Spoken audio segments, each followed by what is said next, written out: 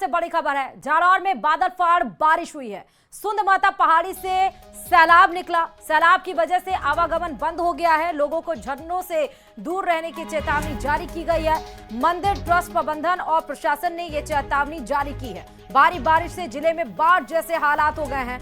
जालौर में बादल फाड़ बारिश हुई है। सुंद माता पहाड़ी से सैलाब निकलने लगा। सैलाब की वजह से आवागमन बंद कर दिया गया है। ये आपको हम सीधे तस्वीरें दिखा रहे हैं जालौर से। जब देखिए भयंकर बारिश हुई और ताबड़तोड़ यहाँ पर झमाझम बारिश हुई। सुंद माता पहाड़ी से देखिए किस तरह से यहाँ पर सैलाब निकल रहा है। सैलाब की वजह से आवागमन बंद कर दिया गया है। लोगों को झरनों से दूर रहने की चेतावनी जारी की गई है। कृपया इस बात का ध्यान दें, जो चेतावनी जारी की गई है, अपने जान को जोखिम में मत डालिए। कोई स्टंटबाजी मत करिए, किसी रील के चक्कर में मत पड़िए, क्योंकि इस पर आपकी जान पर बन भी आ सकती है। मंदिर ट्रस्ट प्रबंधन और प्रशासन ने चेतावनी जारी की है। भारी बारिश से जिले में बाढ़ जैसे हालात खड़े हो गए हैं। ये सीधे तस्वीरें आपको दिखा रहे हैं सुंद माता की जालौर से। जब पहाड़ी से अचानक से देखिए मूसलाधार बारिश की वजह से अचानक से वहां पर जन सैलाब उमड़ गया। झरनों से दूर रहने की हिदायत यहां पर दी गई है और साथ ही भारी बारिश से बाढ़ में जिले जैसे जिले में बाढ़ जैसे हालात भी हो गए हैं। सीधे तस्वीरें हम आपको जालौर से दिखा रहे हैं।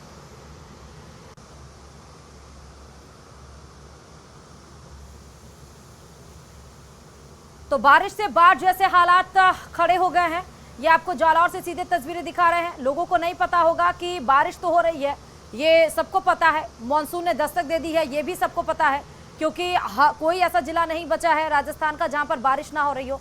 लेकिन इस तरह से बादल फाड़ बारिश हो जाएगी जब सुंद माता पहाड़ी पर लोग दर्शन करने के लिए पहुंचे होंगे। वहां पर क्योंकि पर्यटन के हिसाब से भी बहुत महत्वपूर्ण वो रखता है, इस लिहाज से भी पर्यटक पहुंचे होंगे। लेकिन अचानक से जब झमाझम बारिश हो गई, सुंद माता पहाड़ी से वो सैलाब निकलने लगा, तब यहाँ पर आवाजाही बंद कर दी गई, आवागमन बंद कर दिया गया, क्योंकि यहाँ पर लोगों की सुरक्षा सबसे बड़ी प्राथमिकता है और सबसे पहली प्राथमिकता है। इसीलिए सुरक्षा के मद्देनजर ही यहाँ पर चेतावनी जारी की गई है मंदिर ट्रस्ट प्रबंधन और प्रशासन के द्वारा कि कृपया आप झरनों से दूर रहें। बाढ़ जैसे हालात उत्पन्न हो गए हैं। 1, 2, 3 तस्वीरें आप देख सकते हैं। पहली तस्वीर आप देखिए, वो तमाम पहाड़ियों से जहां पर झरने बह रहे हैं।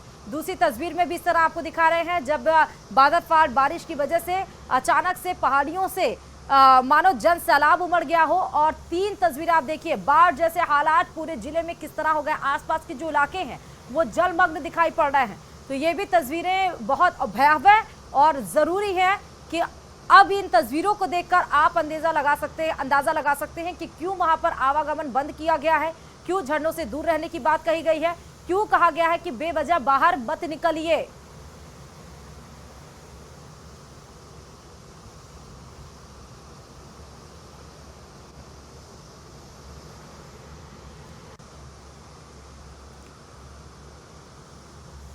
तो ये 3 तस्वीरें हम आपको दिखा रहे हैं। अचानक से मौसम में बदलाव नजर आया। पहले तो बारिश इस तरह से भी नहीं था, लेकिन आज देखिए कि 30 जून से लेकर 5 जुलाई तक मौसम विभाग ने हालांकि अलर्ट जारी किया था। ज्यादा जानकारी के साथ संवाददाता रेवा शंकर खबर पर जुड़ चुके हैं। रेवा, जिस तरह से ये जालौर में बादल फाड़ बारिश हुई है, वाकई चिंता का विषय बन गया है वहां पर।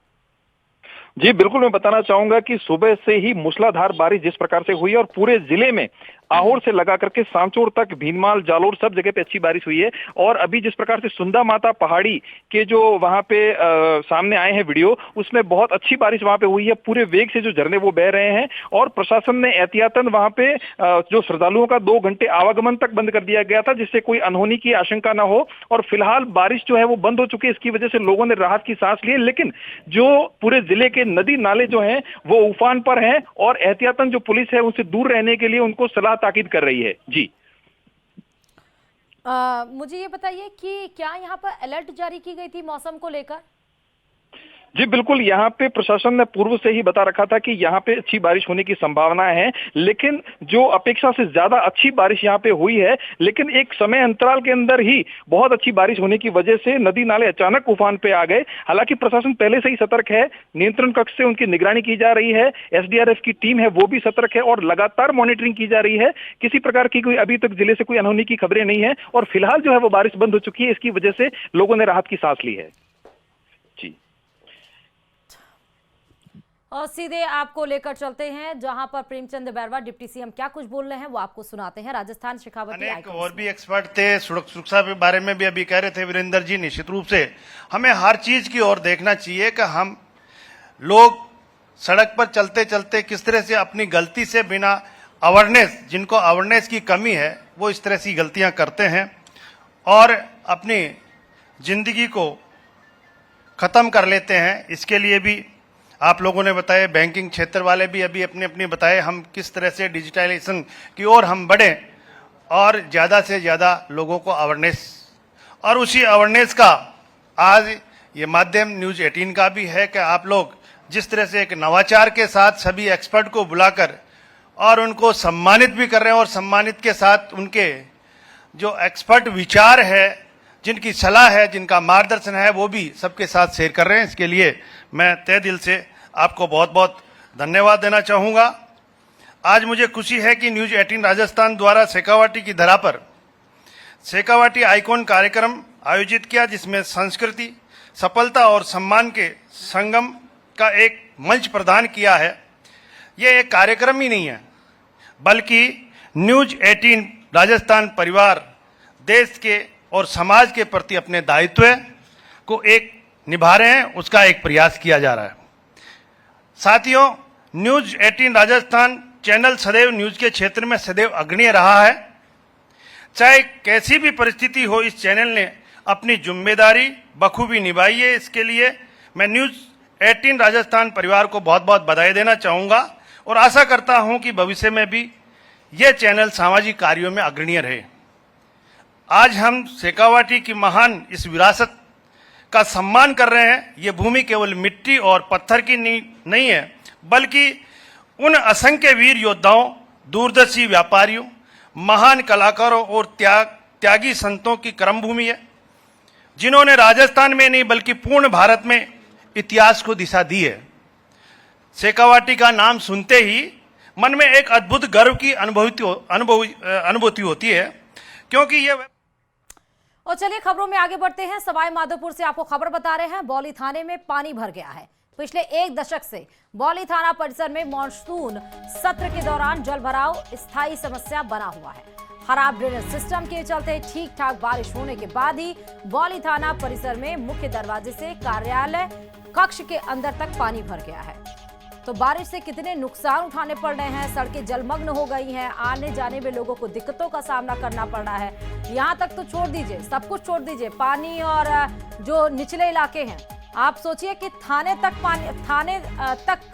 पानी से सराबोर नजर आ रहा है। मतलब बौली थाने की खबर आप सुनिए, जहां पर पुलिस बैठती है, जहां पर थानेदार लोग बैठते हैं, जहां पर कई सारी फाइल्स रहती हैं, जहां पर न्याय अन्याय दोनों देखा जाता है, उस जगह पर पानी भर जाता है, उसकी भी निकासी नहीं हो पाती है। पिछले एक दशक से बौली थाने परिसर में मॉनसून सत्र जब भी आता है, वहां पर जल भराव की समस्या स्थायी बनी हुई है। उसका कोई अभी तक सॉल्यूशन नहीं निकल पाया है।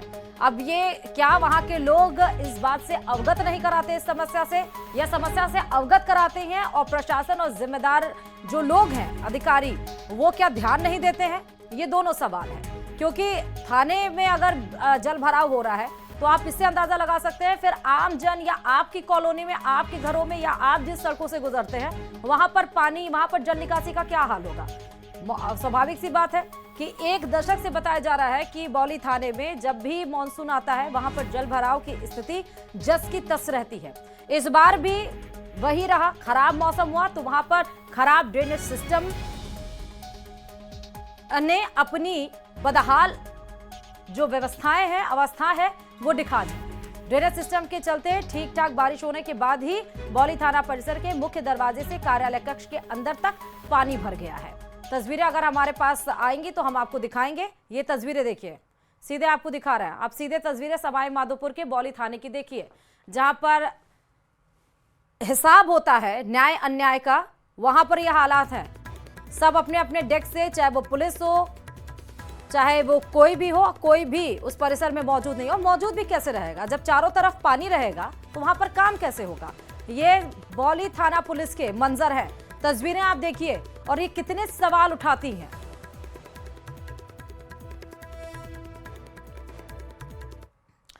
प्रदेश में मानसूनी बारिश कहर बरपा रहा है। शहर से लेकर गांव और ठाड़ियों में जल सैलाब बह रहा है। चारों तरफ पानी ही पानी नजर आ रहा है। 5 तस्वीरें आपकी टीवी स्क्रीन पर इस समय है। आप देख सकते हैं अलग अलग जिलों के अलग अलग हाल क्या है। सबसे पहले बात भीलवाड़ा की करते हैं। यहाँ पर सबसे ज्यादा परेशानी उठानी पड़ रही है क्योंकि अंडर ब्रिजों में पानी भरने से हो रही है यहाँ पर समस्या।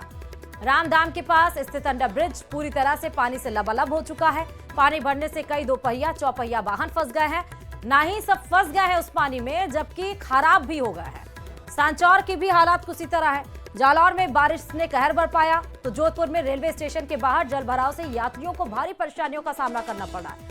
बाहर जो वाहन खड़े हैं, चाहे वो ऑटो रिक्शा हो, चाहे टैक्सी हो, चाहे कोई भी वाहन हो, वहां तक पहुंचना यात्रियों के लिए मुश्किल हो गया। कई यात्री तो अपने सामान को अपने साथ कीचड़ और पानी से उन्हें गुजरना पड़ रहा है। जोधपुर और जयपुर के राष्ट्रीय मार्ग की भी यही तस्वीरें देखिए।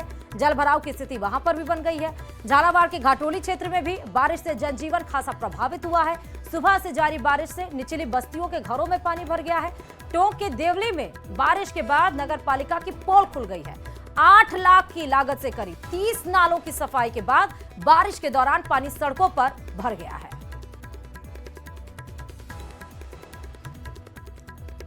अजमेर में कोई अछूता नहीं। यहां पर भी बारिश ने प्रशासन के उन तमाम दावों की पोल खोल दी जिन दावों का प्रशासन दम भर रहा है।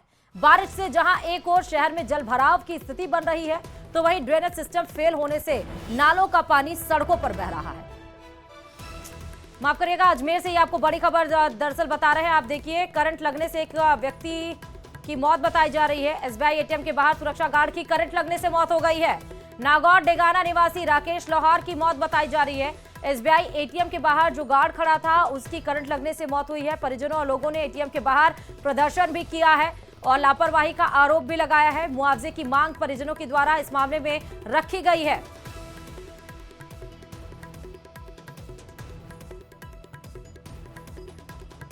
और चलिए, उदयपुर से भी बड़ी खबर है। फ्रांस की महिला पर्यटक से दुष्कर्म का मामला आया है सामने। पुलिस ने 7 दिन में 205 पेज की जो रिपोर्ट है, जो चार्जशीट है, वो पेश कर दी है।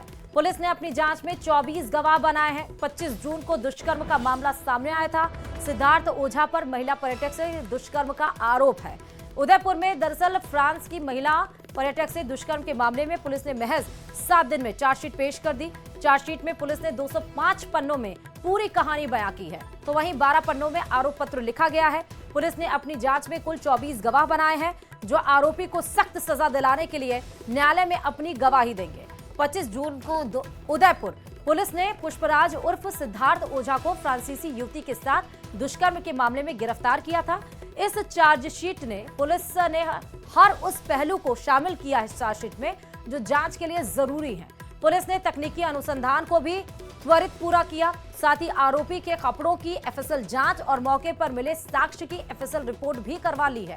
आरोपी सिद्धार्थ ओझा बॉलीवुड में कास्टिंग का काम करता है और उसने इन फ्रांसीसी युवती को मोबाइल कंपनी के एड शूट के लिए उदयपुर बुलाया था। एड शूट के लिए फ्रांसीसी युवती सहित 3 साथी उदयपुर आए और 22 जून को एड शूट किया गया। उसके बाद बड़गांव थाना क्षेत्र में टाइगर हिल स्थित the Greek farm cafe and restaurant में नाइट पार्टी का आयोजन रखा गया। इस पार्टी के दौरान सिद्धार्थ ने फ्रांसीसी युवती को सिगरेट पिलाने और उदयपुर घुमाने के बहाने बाहर लेकर आया। इस युवती को एक अपार्टमेंट में लेकर गया। दुष्कर्म की वारदात को उस अपार्टमेंट में अंजाम दिया गया था। फ्रांसीसी महिला से दुष्कर्म के मामले में उदयपुर पुलिस ने महज 7 दिन में कोर्ट में चार्जशीट पेश कर दी।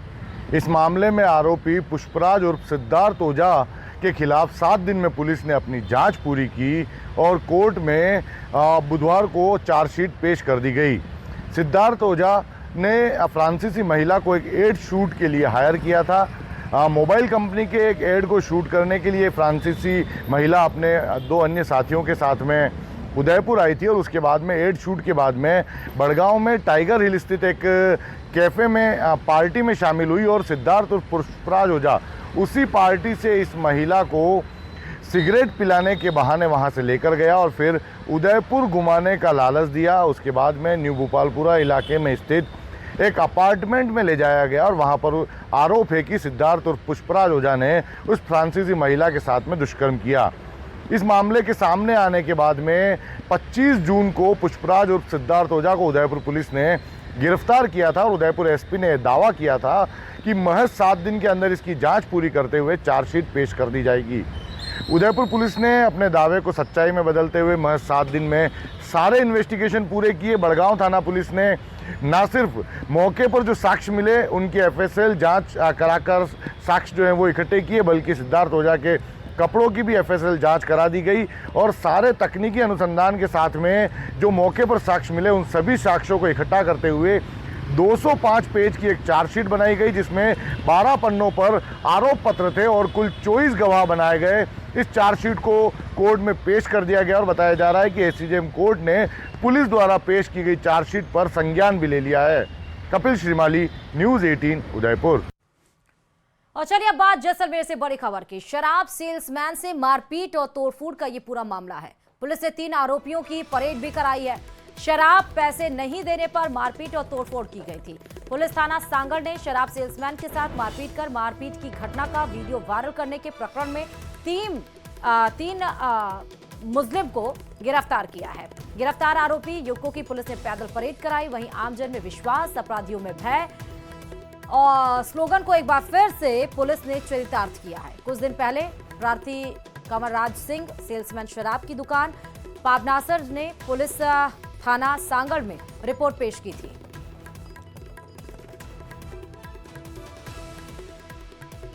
जिंदगी में कभी ऐसी गलती नहीं करूंगा। मैंने जो वीडियो बनाया वो दारू के नशे में बनाया था। आज के बाद मैं कोई ऐसा वीडियो नहीं बनाऊंगा जो समाज में गलत संदेश फैलाए। इसके लिए मैं बहुत क्षमा चाहता हूं। वीडियो और सीधे आपको सवाई माधोपुर लेकर चलते हैं। मुख्यमंत्री क्या कुछ बोल रहे हैं, सुनाते हैं। उसको बताना चाहता हूं कि आपके खंडार के अंदर भी काफी काम हो रहे हैं और मुझे पता है कि जिस तरह से आपने काम किए हैं, मैं देख रहा हूं कि सीमा ज्ञान के 4 से 14 प्रकरण सवाई माधोपुर के अंदर हुए हैं। सीमा ज्ञान के नामांतरण के 1210 प्रकरण हुए हैं, जो दाखला खारिज आप बोलते हैं नामांकन के हुए हैं। 161 प्रकरण रास्तों के हुए हैं, जिनमें 161 विभाजन के, सहमति से विभाजन। मैंने देखा है हमारा वो किसान तारीख में जाता है, तारीख में जाकर के वहां परेशान होता है। उनको 2-2, 4-4, 5-5 साल हो जाती हैं, लेकिन उनका बंटवारा नहीं हो पाता है। मैं कहना चाहता हूं इन शिविरों के माध्यम से सहमति के साथ अगर हमारे किसान का बंटवारा होगा तो किसान को संतुष्टि मिलेगी। सबसे बड़ी समस्या जो है वो रास्तों की है। गांव में आए दिन रास्तों पर भी कई तरह की बातें आती हैं। रास्तों को ठीक प्रकार से कैसे निपटाएं, रास्तों को कैसे करें, उनके प्रकरण भी हैं। मैं धन्यवाद देना चाहता हूं, सवाई माधोपुर के अंदर 228 प्रकरण रास्तों के खुलने का काम इन शिविरों में हुआ है। कई लोगों को पट्टे नहीं मिलते हैं। अगर उसकी आबादी में जमीन तो है, मकान भी है, लेकिन पट्टा नहीं मिलता है।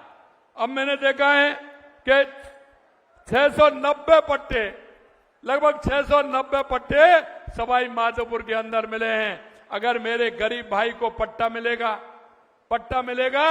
तो वो भाई मेरा कहीं बैंक से लोन भी ले लेगा। उसको आवश्यकता होती है कुछ काम करने की, तो कम से कम उसको पट्टा तो मिल जाए।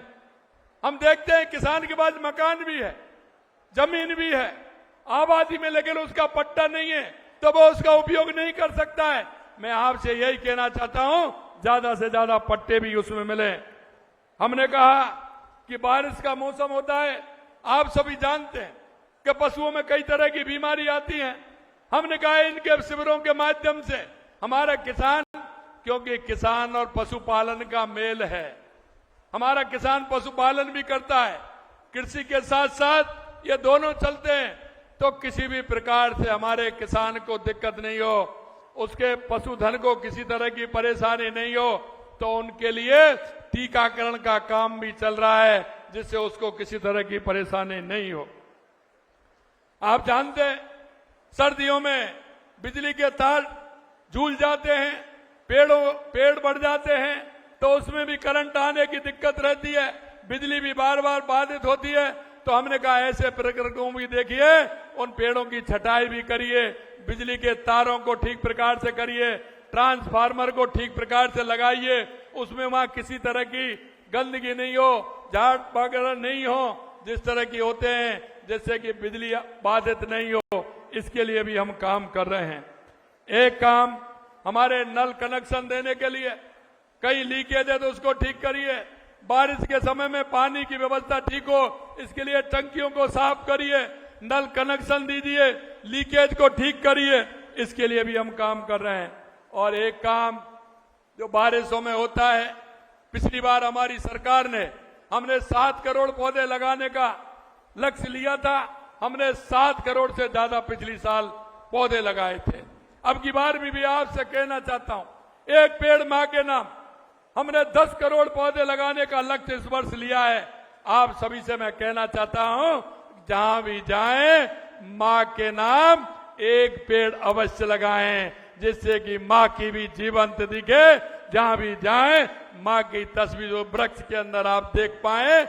एक पेड़ हम मां के नाम भी लगाएं, जिससे हमारा पर्यावरण ठीक प्रकार से हो। हमने देखा खाद्य विभाग के अंदर एनएफएसए के अंतर्गत 4044 आवेदन निस्तारित किए हैं, उनको भी करने का काम किया है। और कृषि विभाग में मृदा स्वास्थ्य कार्ड को भी बनाने का काम किया है। मैं आपसे इतना ही कहूंगा कि इस अंत्योदय संबल पखवाड़े के माध्यम से हम अपने आप को सुदृढ़ करते हुए हमारे उन कामों को दिलाने का काम हम करें। इतना मैं आपसे कहना चाहता हूं। दूसरा मैं आपसे कहना चाहता हूं कि अभियान के उद्देश्य प्रशासन और जनता के बीच कोई खाई नहीं हो। प्रशासन और आपके बीच में मिलकर के व्यक्तिगत विकास और मुख्य धारा में जोड़ने का काम आप करें। यही नहीं, अंत में मैं आपको इतना कहना चाहता हूं कि आप मंगला पशु बीमाओं की जांच, इलाज, टीकाकरण संबंधी है। ग्राम पंचायत मैनपुरा में आयोजित जन कल्याण शिविर में कई हमारे कार्यक्रम हुए हैं। क्योंकि कभी कभी जब मैं कहता हूं तो हमारे विरोधियों को बड़ी दिक्कत आती है, और वो दिक्कत इसलिए आती है कि उन्होंने कुछ किया नहीं, लेकिन जब मैं बोलता हूं तो उनके सामने बड़ी परेशानी होती है। मैं आपको बताना चाहता हूं, मैं जब उनसे कहता हूं कि 1.5 साल बनाम 5 साल, हमारी सरकार को 1.5 साल हुए हैं, हमने कितना काम किया और आपने कितना काम किया, तो उनको बुरी लगती है और लगनी भी चाहिए। मैं हमेशा कहता हूं उनसे, आप दिक्कत क्यों करते हो? मैं मेरे काम बता रहा हूं, आप आपके काम की संज्ञा दीजिए उसमें। मैं आपको फार्म पॉन्ड खेत लाई के लिए हमने 18 महीने यानी कि 1.5 साल में 32,164 हमने काम किया है। उन्होंने 29,430 5 साल में किया है। 5 साल में हमने खेतों पर तारबंदी के लिए 2,53,000 मीटर का काम किया है। उन्होंने 113 लाख मीटर का काम किया है। पशु चिकित्सालय प्रथम श्रेणी में कर्मोन्नत हमने 55 किए हैं, और उन्होंने 1.5 साल में 1 किया था और 5 साल में उन्होंने 49 किए हैं। बहुउद्देशीय पशु चिकित्सालय कर्मोन्नत हमने 50 किए हैं, उन्होंने 1.5 साल में 1 भी नहीं किया, और 5 साल में उन्होंने मात्र 13 किए हैं। क्योंकि ये पशुपालन का काम मेरे किसान से जुड़ा हुआ है, मेरे उस खेती वाले भाई से जुड़ा हुआ है जिसको आवश्यकता होती है। सार्वजनिक स्थलों पर सीसीटीवी हमने 4,598 लगाए, उन्होंने 2,813 लगाए। बिजली उत्पादन क्षमता में वृद्धि हमारी 4,270 मेगावाट हुई है, और उन्होंने 5 साल में 3,900 मेगावाट उत्पादन किया है। नवकरणीय ऊर्जा में भूमि आवंटित तो हमने 29,343 हेक्टेयर की है, और उन्होंने मात्र 22,000 की थी। कुसुम के तहत 640 LOA हमने किए, उन्होंने 489 5 साल में किए। कुसुम सी के तहत हमने 2051 में LOA किए, उन्होंने मात्र 57 LOA किए। बताने को तो मेरे को बहुत कुछ है, लेकिन मैं आपसे इतना कह सकता हूं कि हमारी सरकार जिस उद्देश्य के लिए, जिस संकल्प पत्र के साथ हमारी सरकार आई थी, लगातार हमारी सरकार काम कर रही है। अंत में मैं आपसे इतना कहूंगा मेरे भाई और बहनों, क्योंकि मुझे पता है कि बारिश में आप खड़े हैं और इंद्र भगवान आप सभी पर प्रसन्न हैं। और मुझे भी आप सभी को देख करके मन में प्रसन्नता हो रही है कि आप बारिश हो रही है, उसके बावजूद सुबह से 3-4 दिन से कह रहे थे मेरे से कि पूरे क्षेत्र में बारिश हुई है, इतनी बड़ी संख्या में आप आए हैं, निश्चित रूप से मैं आपको धन्यवाद देता हूं। कहने को तो मेरे को बहुत कुछ था, आज सवाई माधोपुर के कई काम में